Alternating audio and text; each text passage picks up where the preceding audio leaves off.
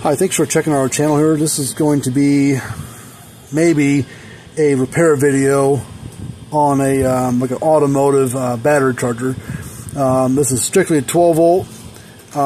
It's a 10 amp output. I don't think it's got a switch on it for any kind of other amp, you know, like 2 amp, 10 amp, 30 amp, nothing like that. I think it's straight 10 amp. We're not really known for working on battery chargers. We used to work on these occasionally, like years ago, but we mostly work on electric fence boxes, but we have worked on battery chargers here and there. The problem with working on them is getting so cheap now to buy new on Amazon and everybody else. I mean, even like, you know, you can get a decent one for some, you know, less than $100, like at like Walmart or whatever. But some of these old ones are really good. I mean, this thing's, I don't know how old it is. There's no, couldn't find a date on it anywhere, but it says manufacturer MicroStart International, Chicago, Illinois. So I didn't look up to see how, you know, how old the brand is or whatever. But this to look, it's a metal case unit. It's been around a while. Plastic on the front is kind of getting crunchy there. But I think the guy that owns this, we've done some work on some other stuff for him before, like electric fence box. He asked me, do you work on battery chargers? I said, no, not like we used to, but we can. I can't guarantee we'll fix it, but he did get somewhere a new 110 volt cable as well as a new 12 volt cable got from somebody, which is fine. Another thing bad about some of the older ones is parts are hard to get, and parts are kind of expensive depending on what it is, and I mean, we don't charge a lot for these if we can fix them, because I don't want to feel like I'm gouging anybody. So that's just, you know, the cost of them is a little excessive at times. But let's now these battery chargers all act a little differently, the way that they operate and run. Sometimes they have to be hooked to a battery to be able to get a reading out of the terminals. Sometimes they put the full power right here at the terminals all the time. So I don't know how this one's going to react. So we're going to plug it into 110 volt. Pretty heavy duty cord on it. But some of the old ones are really good. You put a little money in them, and it'll probably outlast some of these new ones. A lot of people like the new ones, like the Schumachers. They've gotten so digital, fancy electronics in there with error codes and all this stuff that it makes them complicated. But then the parts are hard to get. The parts are almost as much as a brand new unit. So why, you know, it's just this throwaway mentality, plain obsolescence, that sort of thing. But I'll put my meter on there. We're getting, oh, I had it for a second. That's what's wrong. I got my putting positive, negative on here, and we're going red to red, black to black, and see we're getting a negative number, which means that the polarity of this cord, wherever it's at on the inside, is wrong. So I'll reverse my leads. I'll put red on my negative and black on my positive. See, now we're getting 13.5, whatever is without the negative, so our polarity is wrong on our cord. So that's an easy fix. I thought for a second maybe we might run into an issue where it's not charging at all. Like it wouldn't come on at all or anything, but I gotta figure out how this thing comes apart. It's like there's a handful of screws on the 4 on the top, 2 on the side, nothing on the bottom. I imagine the shell just kind of lift up, come right off here. So let's get, now if these, like a battery charger, if it doesn't come on at all, depending on the model and the version, they got these little rectifiers, little safety shut off things, and the rectifier basically turns to 120 volt, whatever, and turns it into a DC voltage. And those sometimes short out. They go bad, you can replace those. And sometimes they'll have a safety fuse, safety cutout, thermal fuse and thermal cutout type of things that'll go bad, and you can still get those. driver here to get the freaking screws off here. Let me get my, I think these are the standard size. I think like the magnetic bit holders that you get. I think that's what size screws those are. Yeah, that's what they are. So I'll buzz them out real quick.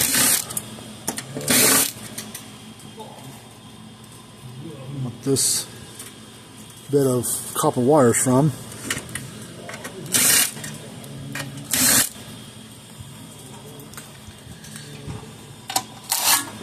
The transformers in these for battery chargers, are, unless they get wet or a mud dauber gets in there and messes them up, the transformers and a battery charger hardly ever go bad. Let's take this lid off here.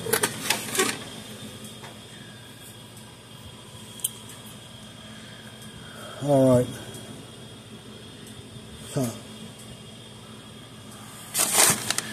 Got a big old transformer in there. Those. Oh, that's the ground wire. They grounded it to the case. Okay, there's your rectifier thermal, the cutoff thing right here. And that's been zip tied into place. So what I'm going to do first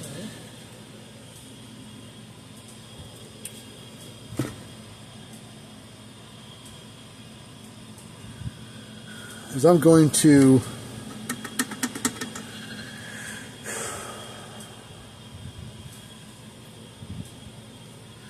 just to see, I don't burn nothing up. I'm just going to reverse my these Spiknik, the black and the red.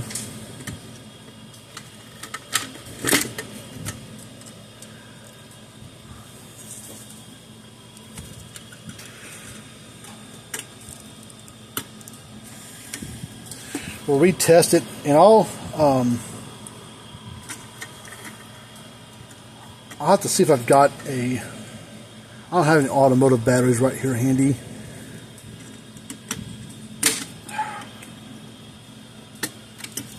This is definitely an old school unit because there's a transformer, a rectifier, shut-off deal, and an amp gauge, or I guess charge rate gauge they call it.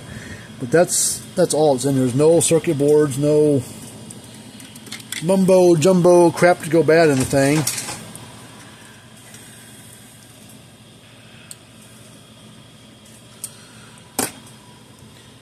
You see this white wire over here is going up to the frame over here.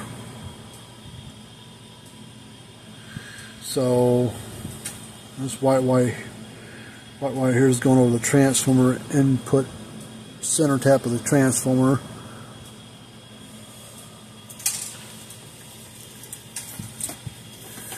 Alright, I'm going to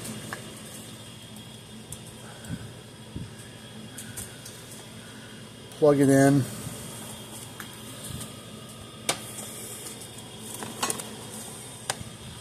We'll take our meter, put on DC volts again. I'm going to go black to black, red to red.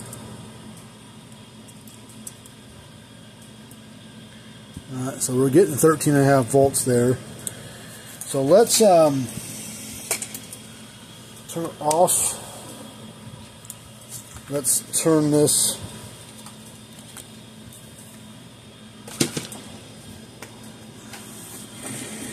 I need to find a somewhat known good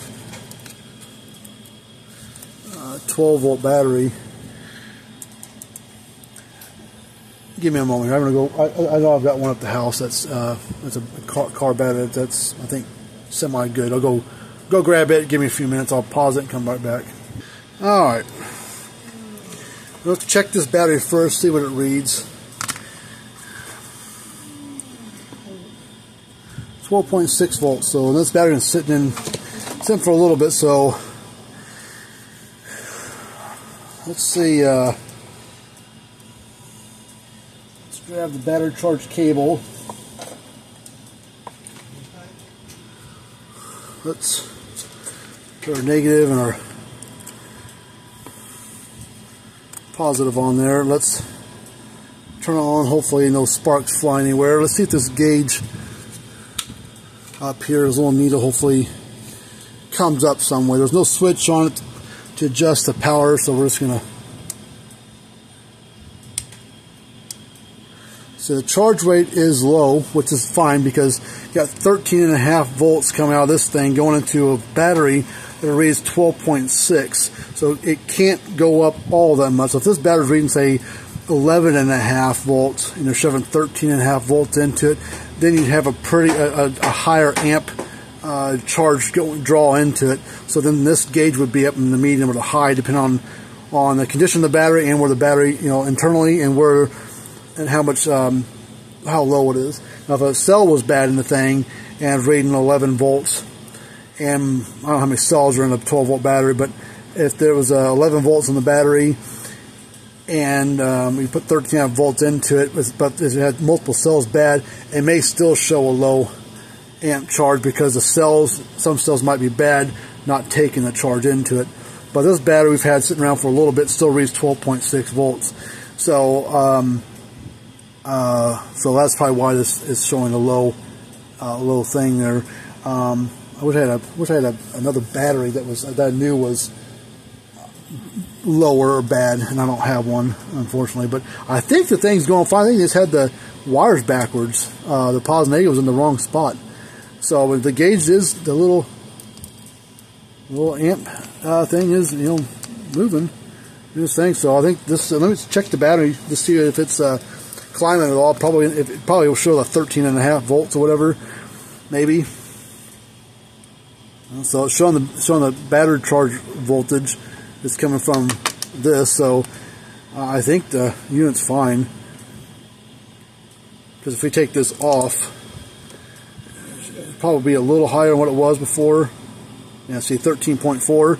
So the battery's taking, see, it's dropping because we didn't have it on there very long, and usually, it would probably take a good couple hours probably to charge the battery up better, and as it sits and kind of settles itself down, you usually give a battery about half an hour to kind of stabilize.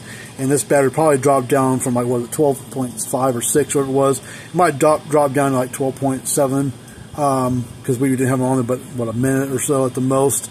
So I mean, see, the battery did start to take a charge, which I had my meter on backwards, but it was taking a charge. So I think the battery charge itself's working fine.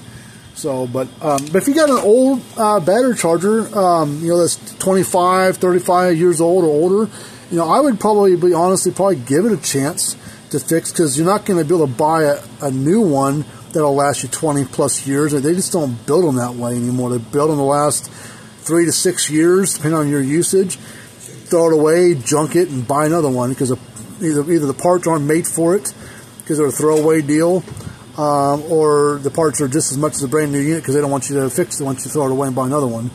So that's just how things are built today. A lot of things are like that. But here's your information. If you got a battery charger you want to take a chance on, I'll look at it. It's a free quote, even if we can't fix it. You don't owe us anything for trying. It'd be a little money getting shipping, but labor on this would be maybe like $15 and some shipping. I mean, so probably going to cost $15 or $20 to mail it back. So we probably like $30, $35 altogether for the customer. Pretty cheap for just a simple fix, But hopefully the transformer, pretty basic unit on the inside, just a transformer, and that little thermal rectifier shutoff thing in there. And then the thing go right back to working again. Looks a little rough, but it's functional, works. What more can you ask for? So, but anyways, thanks for checking our video, and if you'd like to subscribe, be appreciative of that. Hit the thumbs up button, appreciate that as much. So, talk to you later on. Have a good rest of your day.